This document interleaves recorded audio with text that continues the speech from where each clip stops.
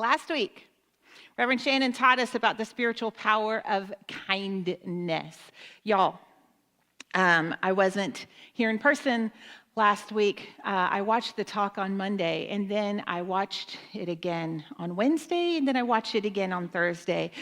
Just in case you aren't aware, our talks live on our YouTube channel. Just look, New Thought Center for Spiritual Living, and you'll find our YouTube channel. You can see the whole service just by clicking where it says live. And then you can go to one of our live streams that are recorded. They're there. Or you can see just the talk, just for that 20, 25, 30, if you're feeling generous. And practitioner Shelley goes off on a tangent. You can just have that 20-minute uplift in the middle of your week. And we have talks going back for years. So our YouTube channel is like a treasure mine. And it was for me this week. That talk that Reverend Shannon gave on kindness. Kindness. You're like, yeah, we learned about that in kindergarten, Shell. Like, what's the big deal? No. This talk on kindness really shifted something for me. She told us that kindness is the most transformational tool in times of conflict that we have. Kindness is transformational. She said that the word kindness traces its roots back to an Old English word meaning to produce or increase. In other words, to give birth to or create. Kindness carries with it the energy of creation. Kindness is an avenue to birthing new ways of being with each other, and that is a transformation that I want to be a part of, right? I'm going to put this down. I feel like I'm doing one of these to see. I'm just going to do one of the, hi over there. Today we're going to talk about some more healthy ways to be in relationship with each other and to all of life. But first, I do want to take a moment to acknowledge that tomorrow is Memorial Day. This is a day that we set aside to mourn those who have died in service to our country, in service to democracy and freedom and peace.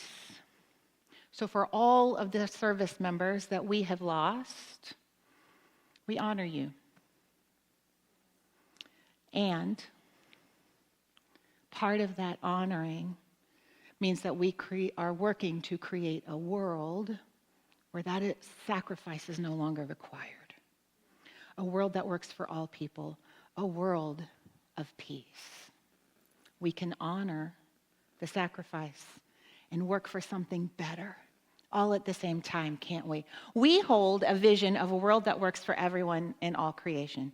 And the way that we choose to go about bringing that vision into form is through positive action. What does that mean? Instead of being against war, we are for peace. Why? Well, it's exactly what Reverend Shannon said last week. When we add anger to anger, we only get more anger. But when we add kindness to anger, it is transformed into an opportunity to grow, an opportunity to heal.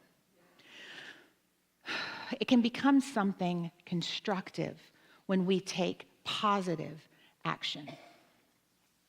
The best example I could think of this was this. I used to live in poverty. I mean, I had some real lack consciousness going on. When I found this philosophy 25 years ago, I was living in lack. And I did not heal that lack consciousness by focusing on poverty, by battling poverty, by trying to make the poverty go away. Poverty isn't even a thing of itself. How could you make it go away, right? I healed it by healing the way I thought about myself. Because you see, I identified with lack. My identity was wrapped up in lack and not enough. And that didn't just play out in my finances, let's be real, right?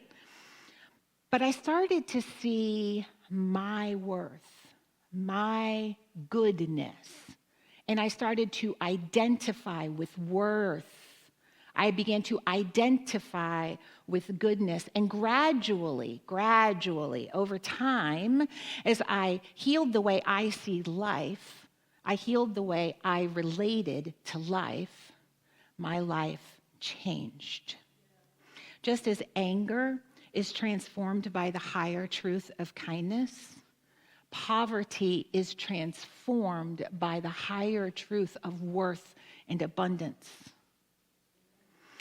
So I tell you this story because it's the best example I can give of why we don't battle the thing we don't want, why we don't focus on the thing we don't want. I didn't fight poverty. I grew in my understanding of abundance. We heal by increasing the good we want to see in ourselves, in our lives, and in the world. And this is a basic premise of New Thought. This shouldn't be very surprising to very many of you. But I honestly don't think that we can repeat this often enough, because this principle literally plays out in every aspect of our lives. It plays out not only in our finances, but in our relationship with our bodies, in our creativity, our creative life. It plays out in our relationships with each other, and even our relationship to the greater community, to the world. We heal best through positive action, working for the good we want to experience. So I've already told you how this played out in my finances, but I want us to take another example. Let's look at relationships. And I want to give you 3 tools that you can apply in how we heal relationships through positive action. These are simple. The application, maybe not so much. Number 1, let's circle back to that kindness that Reverend Shannon was teaching us about last week. She taught us about how it transforms. And truly, sometimes this is harder than others. Sometimes we would rather react from our smallness, from our fear, from our old patterns of thinking. I was doing some research this week, just for fun, on Carl Jung's shadow work. It's fun. Good times. Real good times. And I was really interested to learn that, the shadow parts of us are the parts that we repress because we're afraid of them, we don't like them, we've been shamed for them in the past.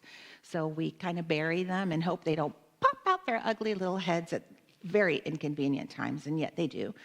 But he said that one of the things that makes people resent their shadow, I'm not supposed to be talking about this, but I found this so fascinating.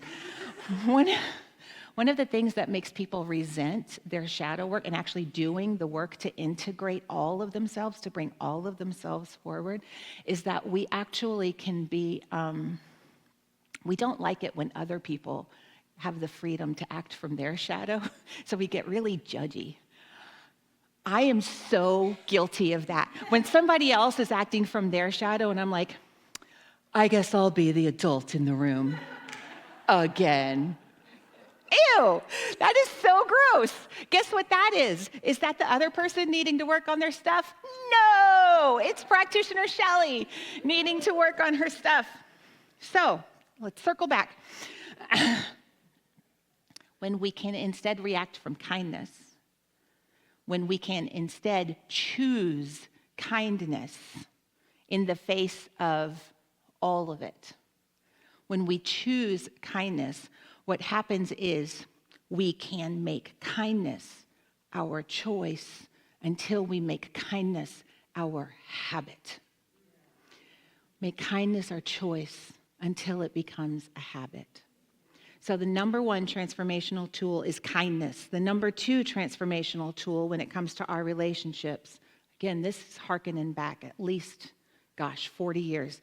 Assume the positive intent. Remember your Franklin Covey? Assume the positive intent. When someone says or does something, our minds begin to play a script that we have been crafting our whole lives. The basic outline of the script is made by just our our individual way that we see the world, our psyche, and layered onto that basic script is every experience we have ever had in our entire lives forever. And what our brains does, it particularly holds on to the painful memories. Yay, aren't we lucky about that? And it layers all of this into a script for the sole purpose of keeping us safe. Isn't that lovely? We're trying to be safe. And the way we justify some of the things we do in the name of safety is really fascinating. And so when something happens, our very natural tendency as human beings is to protect, to withdraw from that thing that could potentially be harmful to us. That thing that script in our head says, oh, something similar happened to us in 1989 and it hurt. So we'd better not do it again. What if instead we assume that what if instead of assuming that the person is out to get us, we assume that the person is acting from the best intent that they can have in that moment, and that we are safe to respond with kindness. We are safe to respond with kindness. The older I get, the more I realize that I would rather err on the side of generosity than err on the side of judgment. And so assuming the positive intent transforms relationships. When you assume the positive intent, your brain becomes available for curiosity instead of judgment. I wonder how that person perceives that this could be good, right? That could be judgment, but it can be a gateway to curiosity. Oh, wait, I wonder how is this positive? How do they intend this to be positive?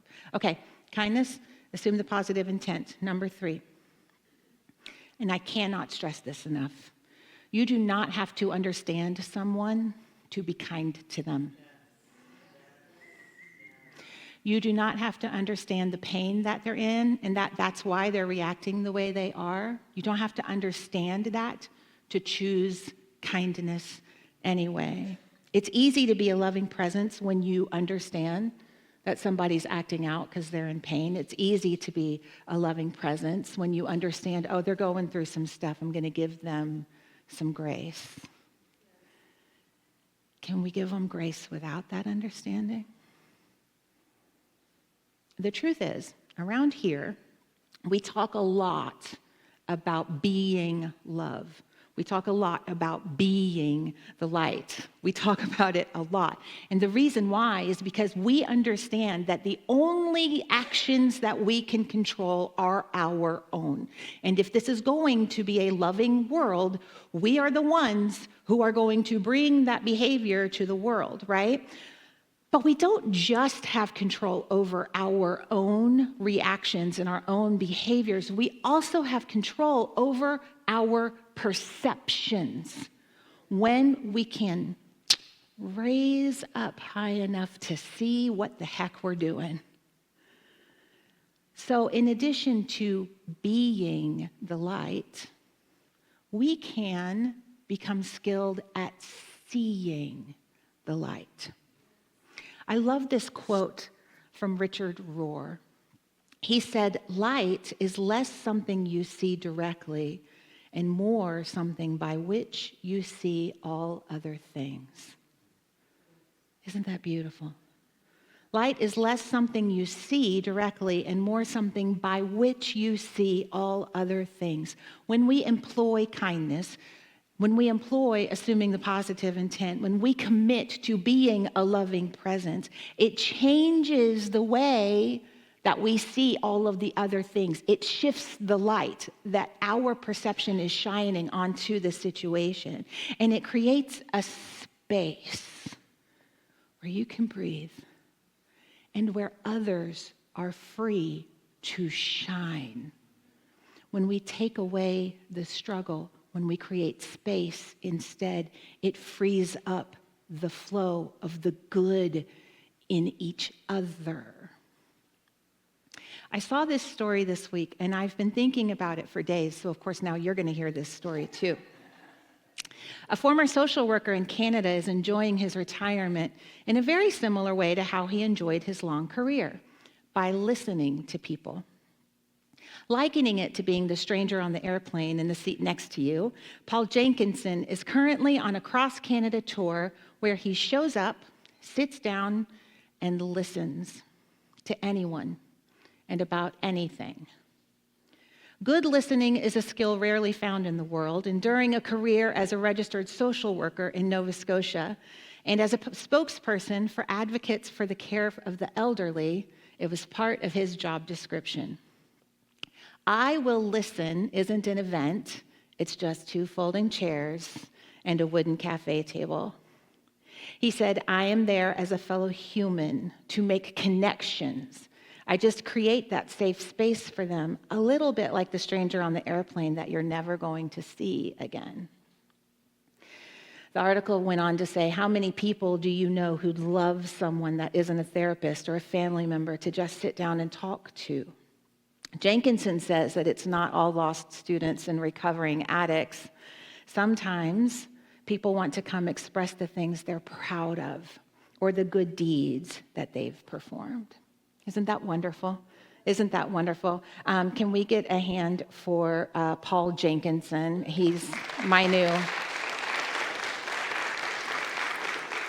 new kindness hero. Ooh, kindness hero. Ooh. All right. Listening is love in action. Now, this is a very sweet story, and I love what this man is doing. But think about this. When Mr. Jenkinson creates this space for listening, think about his experience. He isn't only freely giving an opportunity for people to be safe and heard and all those wonderful things, but he's also freely receiving anything that wants to be shared with him. And isn't this an absolutely beautiful example of the law of circulation? Freely accepting what comes my way after I set the space for it. This is the ultimate way to say yes to life, to listen deeply, willing to hear what needs to be shared, and trusting that what needs to happen is what will happen. And let's be honest, sometimes people bring us their light, and sometimes people bring us their shadow. Sometimes they share with joy and love, and sometimes people share with unskilled behavior. Sometimes we set that space and people show up in ways that we would rather they didn't. Love them anyway. Apply that kindness that transforms anyway. What's the first rule of improv? First rule of improv is always say yes, or, as I like to call it, yes and. When you're doing an improv scene with someone, they throw out something. We're at the bus station, and we're sitting, and the naked lady walks by. Your job as their partner in the scene is to agree with them. Yes, and I have a blanket. Let's cover her up. This is improv. It's the yes and. You take what your partner is doing, you agree with it wholeheartedly, and you build on that thing. What would life look like if we yes and our way through it? If we adopted yes and as a way of moving through the world? And what would that look like if we infused that yes with loving kindness? What would that look like? Yes and. There's a Buddhist phrase that practitioner Melissa introduced me to. It's really beautiful. It goes like this. Right now, it's like this. Right now, it's like this.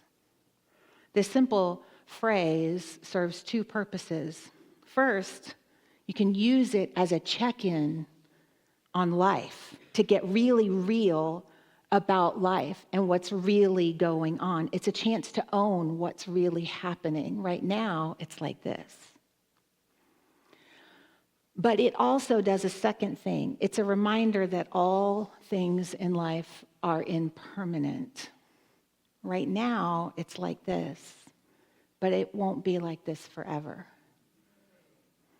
If there is something in your life that is feeling off kilter, and if you don't have any, I have a few you could borrow, freely given.